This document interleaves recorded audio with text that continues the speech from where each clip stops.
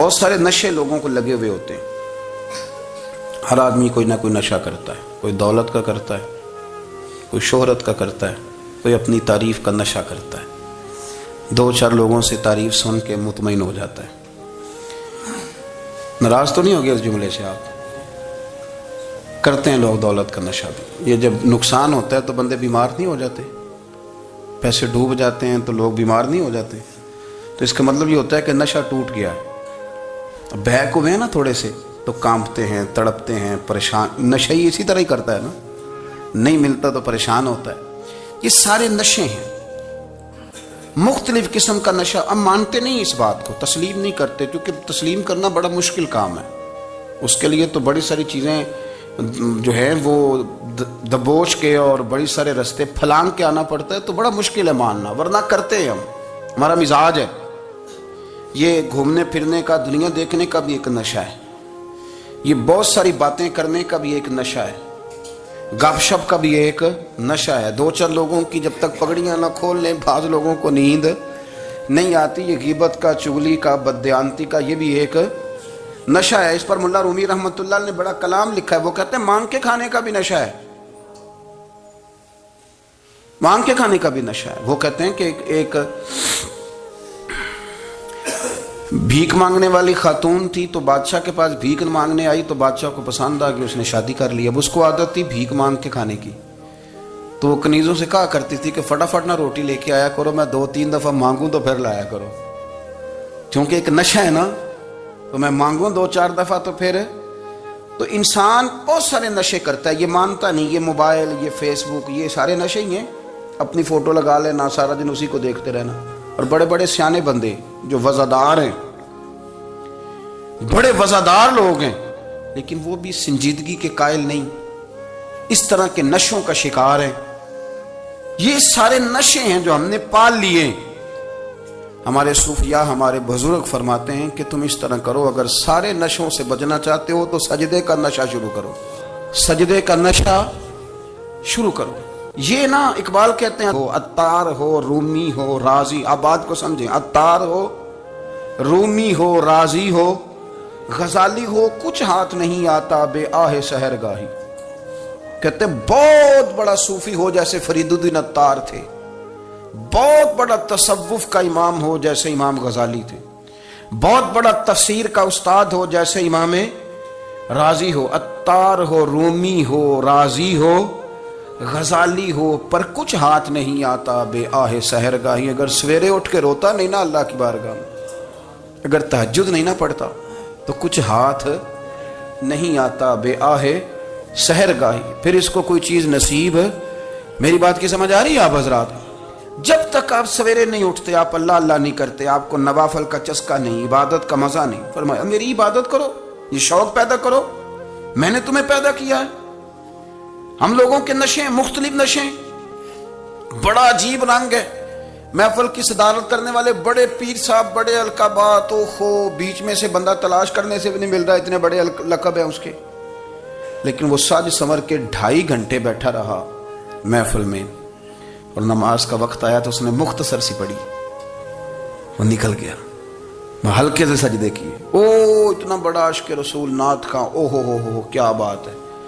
اور عشق رسول کا بہت بڑا پیغامبر, بہت بڑا مبلغ, وہ بیچارہ سمجھ نہیں سکا کہ اللہ کے رسول نے فرمایا تو نماز پڑھ, میری آنکھیں ٹھنڈی ہو جائیں گی. تو یہ نشے کے عادی تو ہیں, پر حقیقت کے قائل نہیں ہیں. یہ بس ٹھیک ہے, خوابوں کی دنیا میں لوگ زندہ ہیں, پر جن کو یہ جو نشہ تھا نا عبادت کا, یہ میرے رسول پاک کی چاہت ہے, یہ میرے نبی کریم علیہ السلام کی. آپ دیکھیں نا, حضور مہینوں جا کے غار حرا میں بیٹھتے. کیا وہاں تبلیغ کرتے تھے؟ کوئی کتاب لکھتے تھے؟ رسول کریم علیہ السلام مہینہ رہتے غار حرا میں. کوئی نہ مجھے دیکھے, کوئی نہ مجھے ملے. حضور یہاں کیا ہے؟ فرمایا میں اپنے رب کی عبادت کروں گا. نبی کریم علیہ السلام نے سجدوں کے ساتھ پتھروں اور پہاڑوں کو آباد کر دیا, سجدوں کے ساتھ. آپ کا سجدہ آپ کو بہت ساری چیزوں سے چھڑا لیتا ہے, یہ بہت ساری جگہوں سے جھکنے سے بچا لیتا ہے. صوفیاء, اولیاء یہ کیا کرتے تھے؟ یہ سجدے کا ذوق ہی تو پیدا کرتے تھے. سجدے کا ذوق. شاہ عبدالعزیز دباغ رحمۃ اللہ تعالی علیہ اپنے مریدوں سے فرمایا کرتے تھے کہ اگر تم پکے نمازی بن جاؤ نا، تہجد گزار ہو جاؤ، تو میرے پاس آنا جانا چھوڑ دینا۔ عرض کی حضور کیوں؟ فرمایا میں تمہارے اور رب رسول کے راستے میں رکاوٹ نہیں بننا چاہتا، اور میرا مقصود ہے تمہیں وہاں تک پہنچانا۔ جب پہنچ گئے تو پھر میری ضرورت ختم ہو گئی۔ ہاں کبھی وسوسہ آئے، شک پیدا ہو، تکلیف ہو تو آنا، ورنہ میں نہیں چاہتا کہ میں رکاوٹ بنا رہوں۔ تم اللہ اللہ کرو، اس مالک کو راضی کرو۔ میرے رسول پاک علیہ وسلم نے فرمایا بندہ اللہ کے سب سے قریب اس وقت ہوتا ہے جب وہ سجدے کی حالت میں ہوتا ہے۔ کس کے قریب ہوتا ہے؟ اللہ کے سب سے قریب ہوتا ہے۔ وہ بڑا نیڑے ہے رب کے، بڑا قریب ہے، اس لیے کہ وہ حالت سجدہ میں۔ وہ جب سجدے کرتا ہے نا، اس کی بارگاہ میں جب جھک جاتا ہے، آپ ذرا سجدے کی کیفیت دیکھیں نا، زبان بھی یہاں ہے، آنکھ بھی یہاں ہے، کان بھی، عقل بھی ساری، اس نے سارا کچھ رکھ دیا سجدے میں۔ آپ وہ کبھی پیچھے جائیں تو دیہاتوں میں کہا جاتا تھا ناک سے نکیرے نکالو، بہت بڑی سزا ہوتی تھی نا، ناک سے نکیرے نکالو، بڑی سزا ہوتی تھی۔ تو اس نے کہا مالک مجھے کسی نے کہا نہیں، پر دیکھنا میں نے رکھ دی ساری عقل سجدے میں، اور رکھ کے کہا کیا؟ سبحان ربی یا اللہ میں پست ہوں تو اعلیٰ ہے، اللہ تو میرا رب ہے اور تو سب سے اعلیٰ۔ اتنا، اور فرمایا جب یہ اس کیفیت میں ہوتا ہے تو پھر یہ اپنے رب کے قریب ہوتا ہے۔ کثرت عبادت، نوافل۔ ہمارے ہاں عمرے کی قرآن اندازی محفلوں پہ ہونے لگ گئی ہے، حالانکہ حدیث سے ثابت نہیں۔ میں دوستوں سے کہتا ہوں جائز ہے، کرنی چاہیے، عمرے کی قرآن اندازی جائز ہے، پر کسی حدیث میں نہیں آئی کہ قرآن اندازی کرو عمرہ کرو۔ حدیث میں قرآن اندازی یہ آئی ہے کہ نبی پاک علیہ السلام نے فرمایا تمہیں پتہ چل جائے نا پہلی صف کا ثواب کتنا ہے، تم قرآن اندازی کرو۔ عمرے کی قرآن اندازی کا تو پوسٹر چھپتا ہے، تو یہ والی قرآن اندازی کب ہونی ہے؟ ہونی چاہیے کہ نہیں؟ حضور نے فرمایا تمہیں پتہ چلے کہ اس کا ثواب کتنا، تو تم قرآن اندازی کرو، تم قرآن ڈالو۔ جب آپ نماز پڑھ رہے ہوتے ہیں، جب آپ کا مصلی آباد ہوتا ہے، صلاح الدین ایوبی ایک بزرگ سے ملاقات ہو گئی، بیت المقدس پر قبضہ تھا عیسائیوں کا، تو صلاح الدین بڑے پریشان تھے۔ وہ بابا جی کہنے لگے پتر کیا ہوا؟ کہنے لگے حضور پتہ چلا ہے دشمن کے 2 بحری بیڑے اسلحہ لے کے آ رہے ہیں، مسلمان پہلے ہی کمزور ہیں، اور اب اگر 2 بحری بیڑے اور آ گئے تو حضور مسئلہ بن جائے گا۔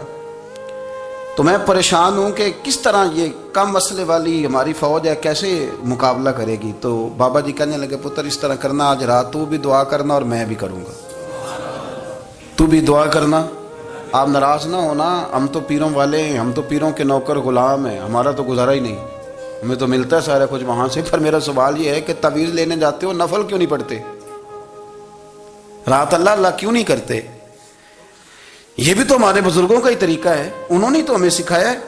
صلاح الدین ایوبی سے بزرگوں نے کہا کہ رات آج نا اللہ اللہ کرنا، تو میں تیرے لیے دعا کروں گا، تو بھی دعا کرنا۔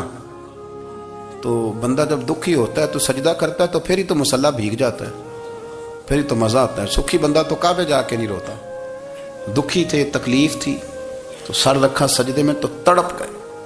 اور وہ بابا جی کہتے ہیں میں مسجد آیا تو صلاح الدین چیخیں مار کے رو رہا تھا اور کہہ رہا تھا مالک میں کوئی اپنی شان کے لیے تو نہیں نہ لڑ رہا، اللہ کو میں کوئی قبضوں کے لیے تو نہیں لڑ رہا، مالک تیرے لیے لڑ رہا ہوں، مجھے بے آبرو نہ کرنا، میری مدد فرمانا۔